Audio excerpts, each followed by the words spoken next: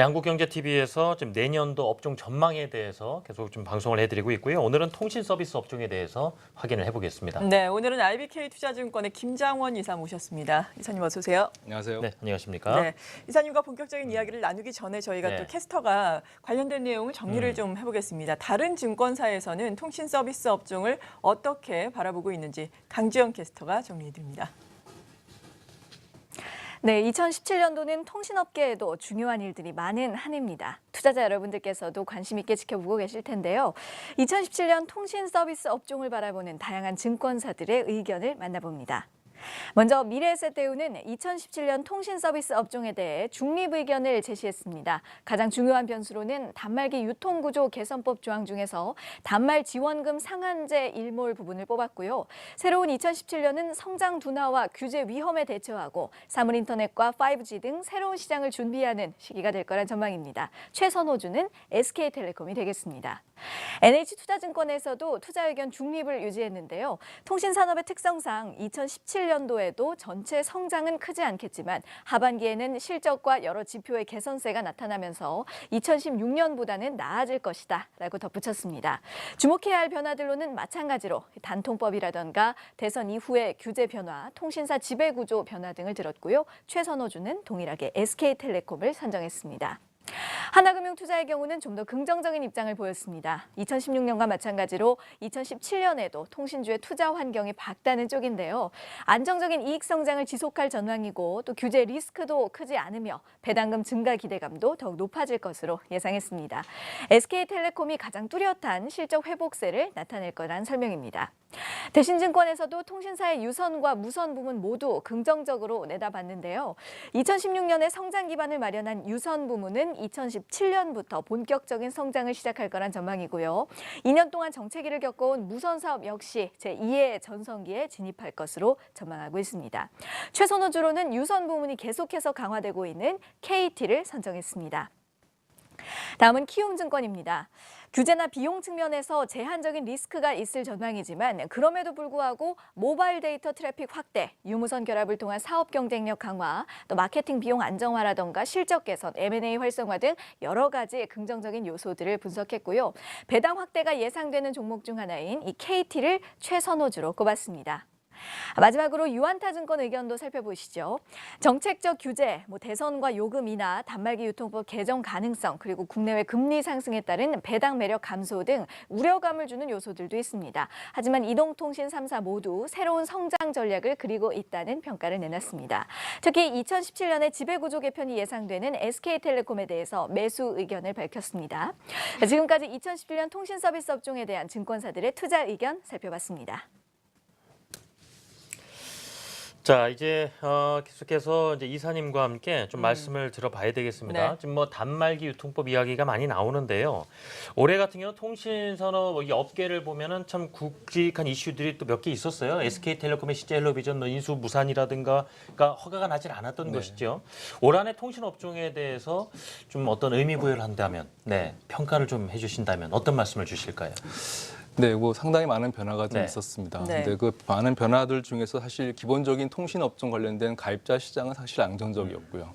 방금 말씀하신 대로 그러니까 지난해부터 이어져 왔던 거죠. 네. SK텔레콤이 CJ헬로비전 그 인수가 무산된 것은 사실 좀 아쉬운 부분이 없지 않아 있는 거지만 어쨌든 방송과 통신 모두 좀 변화가 필요하다라는 그런 인식들이 있었지 않나 그렇게 보여지고요. 또 한 가지는 사실 IoT 얘기는 어느 한 해에만 국한된 얘기는 아닐 겁니다. 상당히 좀 많이 지속이 돼야 되는 부분인데 IoT라는 그 어떤 사물 인터넷 관련된 새로운 성장 동력이 조금 더 한 발짝 좀 더 나갔다고 볼 수가 있고 생태계 조성을 위해서 많은 상당한 준비가 진행되고 있었다는 점. 그래서 결국 올해 통신업종은 사실 상당한 변화가 좀 많았던 해였고요. 또 개별 업종으로 말씀을 좀 잠깐 드리면 SK텔레콤이 그 플랫폼 위주의 사업을 조금 더 진행하는 그런 변화들이 있었던 한 해라고 볼 수 있습니다. 네, 내년에도 많은 변화를 줄 수 있는 또 이슈들이 대기를 해 있는 상황인데요. 대표적으로 단말기 유통법 될 수 있을 것 같습니다. 일단 내년 9월까지 연장이 계획되지 않으면은 또 이러한 부분이 종료가 되는 것 아니겠습니까? 네. 그렇다면은 연장 가능성이라든지 조금 바뀔 가능성은 어느 정도 있다고 보세요? 단말기 유통법이라는 그 법 자체는 아마 유지가 될 거고요. 네. 다만 그 법 안에 있는 시행령 중에 몇 가지가 이제 일몰이 되는 것으로 알고 있습니다. 네. 그 대표적인 것이 그 지원금 상한액 같은 경우에는 아마 일몰이 될 거고요. 따라서 일몰되기 전에 이런 규정들이 다시 한번 논의가 될 것으로 보고 있습니다. 근데 지금 현재 상황으로 본다면 그 지원금 상한액 자체는 아마 일몰될 가능성이 높지 않을까. 그리고 최소한 그 지원금 상한액이라는 그 상한액 자체는 아마 없어질 가능성이 좀 높다고 그렇게 말씀을 좀 드릴 수가 있을 것 같습니다. 네, 알겠습니다. 자, 우리 통신업계 보면은 경쟁이 상당히 치열하죠. 이 마케팅하는 그렇죠. 것만 예. 보도 정말 전쟁을 방불케 하는데 지금 통신사들이 미래의 어떤 먹거리라 그럴까요? 성장 동력으로 지금 품고 있는 것이 앞서 언급을 주셨던 바로 사물 인터넷 쪽인데 그렇죠. 좀 어떻습니까? 내년에는 가시적인 어떤 좀 우리 그 소비자 입장에서 바로 좀 눈으로 확인할 만한 이런 서비스들을 더더욱 체험할 수 있을까요? 예.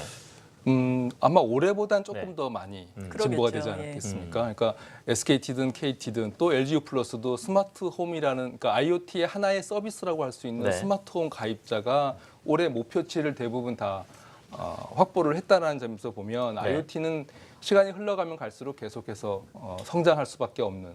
다만 지금은 수요자 중심의 어떤 시장이라기보다는 공급자, 즉 사업자가 계속 사업을 확장하는 그런 시기라고 보고 있습니다. 그래서 2017년 같은 경우에는 IoT 전용 네트워크를 구축을 할 것이고요. 그 구축된 IoT의 그 네트워크 기반으로 그 모듈이 계속 확대돼서 결국 IoT가 가능한 제품들이 향후에 더 많이 우리 소비자 주변에 많이 있게 될 것이고 또 소비자는 그것을 선택함으로 인해서 좀 더 어떤 편리함과 또 금전적인 혜택을 좀 더 많이 볼 것으로 예상을 하고 있습니다. 그래서 내년에는 올해보다는 조금 더 IoT가 발전할 것으로 보고 있습니다. 다만 사업자 입장에서 이 IoT가 아직까지 그 수익적인 측면에서 큰 도움이 된다고 아직까지 말씀을 드리기 어려운 부분이 좀 네. 있는 거고 다만 성장을 위한 기대감으로서는 올해보다 조금 더 그 기대감을 좀 더 증폭시키고 우리가 더 기대할 수 있을 거로 예상을 하고 있습니다. 네. 그리고 뭐 이동통신사 하면은 또 네. 우리가 핸드폰 이 단말기를 빼놓을 수가 없잖아요. 올해 같은 경우에는 삼성의 갤럭시 노트 7이 실패로 돌아가면서 이제 내년에 출시된 갤럭시 S8에 대한 기대감이 형성되고 있는데 이르면 뭐 4월, 5월 정도에 발표가 될 것으로 예상이 되는 상황. 이동통신 가입자들에게는 어떤 변화가 또 있을까요? 네. 그 갤럭시 S8이 나오기 전, 그러니까 예. 노트 시리즈가 지금 중단되고 난 이후 S8이 나오는 시기가 아직 정확하게는 모르겠습니다만 그 어쨌든 그 기간 동안에 대기 수요가 상당히 있을 거라고 좀 예상을 하고 그러겠죠. 있습니다. 그래서 그런 대기 수요자들하고 새로운 제품이 출시될 때 제조사랑 또 통신 사업자들도 마케팅을 좀 강하게 진행할 가능성이 있어서 S8이 나오는 시점에서는 지금 안정적인 가입자 시장이 조금 더 활발해질 가능성은 있어 보입니다. 다만 사업자 입장에서 아니면 투자자 입장에서 우려할 수 있는 그 지원금 규모라든가 이런 부분에 있어서는 굉장히 반응이 좋은 폰일 가능성이 높기 때문에 지원금 자체가 올라갈 가능성은 크지 않다고 보고요. 다만 많은 가입자들이, 많은 이용자들이 단말기를 구매함으로 인해서 발생할 수 있는 마케팅 비용 전체는 좀 올라갈 수 있다고 봅니다. 그리고 또 한 가지 눈여겨볼 점은 이 새로운 제품이 나오고 고가 제품이 나오면 선택 약정 할인 요금제를 선택하는 비중이 상당히 높아질 수가 있습니다. 그래서 네. 그런 점은 비교적 마케팅 비용의 지출을 좀 줄여주는 부분이 될 수 있을 것 같고요. 다만 할인율을 크게 받다 보니까 통신 사업자들의 그 ARPU가 좀 내려갈 소지가 있지만 고가 단말기를 구매하는 고객들의 대부분이 높은 요금을 선택하는 점을 감안해 본다면 S8이라는 새로운 제품에 고객들의 반응이 좋다고 해서 특별하게 마케팅 비용을 우려하실 필요는 크게 없다 이렇게 생각하고 있습니다. 네. 자, 그리고 또 확인을 해볼 수밖에 없는 것이 이제 통신사들의 이제 방송 시장, 그러니까 SK텔레콤, CJ 헬로비전 인수를 두고 좀 이슈가 되고 있는 부분이 바로 정부가 지금 연내 유료 방송 종합 발전 방안을 내놓는데 그 안에 보면은 케이블 TV가 지금 지역별로 권역별로 나눠서 지금 영업을 하고 있는데 이걸 지금 없애겠다는 것 아니겠습니까? 네. 이 부분에 대해서도 좀 큰 변화가 있지 않을까 싶은데요. 네. 예.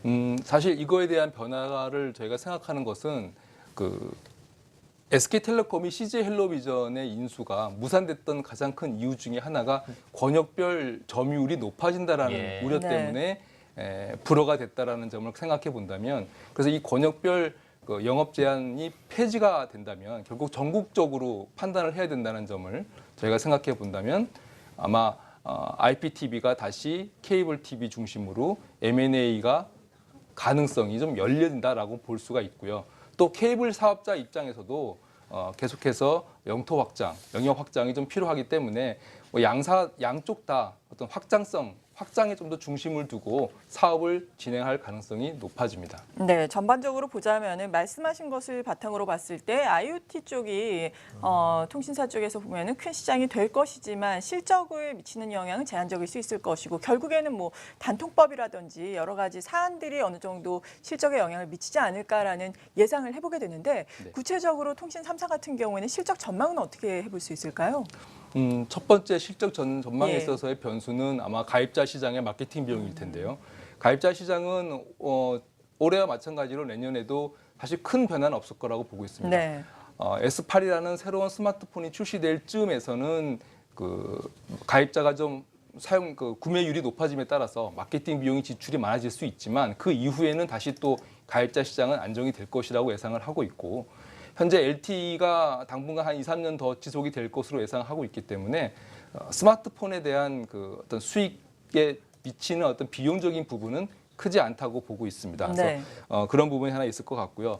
다만 내년에 저희가 좀 생각해야 될 부분 중에 하나는 강가 삼각기가 좀 늘어날 수가 있습니다. 그러니까 올 초에 3사가 모두 주파수를 새로 받았는데요. 그 주파수를 내년부터는 다시 사용하게 되어 있습니다. 그래서 사용함에 따라서 그 주파수 사용에 따른 강가 삼각비가 늘기 때문에 그거 부분을 좀 감안을 해본다면 올해랑 전체적으로 영업이익 규모는 비슷하거나 소폭 좀 늘어나는 그런 규모로 지금 예상을 하고 있습니다. 네, 지금 뭐 실적이라든가 좀 말씀을 주셨는데, 글쎄 저희가 앞서서 증권사들의 의견을 보면은 이제 통신업종 해봐야 딱 세 개의 기업 아니겠습니까? 네. 근데 최선호주 봤을 때 이 SK텔레콤과 KT 이렇게 딱 네. 거의 갈린단 말입니다. 네. 이사님 보실 때는 네 어떤 기업을 가장 좀 유망하게 투자처로 보실까요? 그 어떤 다른 업종보다 네. 통신업종은 3사가 모두 다 동일한 변수에 영향을 받습니다. 그렇죠. 그 변수에서 어느 누가 좀 더 수익을 더 많이 내고 네. 어느 누구는 좀 더 비용을 적게 쓰느냐가 선택의 어떤 조건이라고 예상을 하고 있는데요. 네. 통신사를 투자 전략을 한번 제시를 해드린다면 네. 우선 첫 번째는 사업 구조가 상당히 안정적이라는 점을 항상 들 수가 있고요. 다만 이거는 3사가 모두 다 공통적으로 똑같은 어떤 포인트일 겁니다. 그리고 IoT라는 어떤 성장 동력들이 내년에도 마찬가지로 있을 거고 또 방송도 마찬가지로 IPTV는 계속 가입자가 늘어날 가능성이 높은 상태에서 또 어떤 이런 제도가 변화가 있다면 IPTV 사업자들이 좀 더 사업을 확장할 수 있는 그런 기회를 갖출 수 있어서 IoT뿐만 아니라 방송도 성장의 동력으로서 저희가 생각해 볼 수 있다고 생각합니다. 또 한 가지는 주주 친화적인 정책은 아마 통신사의 투자자에서 빼놓을 수가 없는 부분인데요. 뭐 내년에도 올해와 마찬가지로 주주 친화적인 정책은 계속 지속될 것이라고 보고 있고, 그래서 이런 어떤 몇 가지 투자 전략 포인트에서 3사 중에 가장 높은 점수를 받을 수 있는 업체는 저도 마찬가지로 SK텔레콤을 지금 보고 있습니다. 네. 그리고 또 SK텔레콤을 최선호주로 말씀드리는 이유 중에 하나는 3사 중에서 변화가 가장 클 것이라고 보고 있습니다.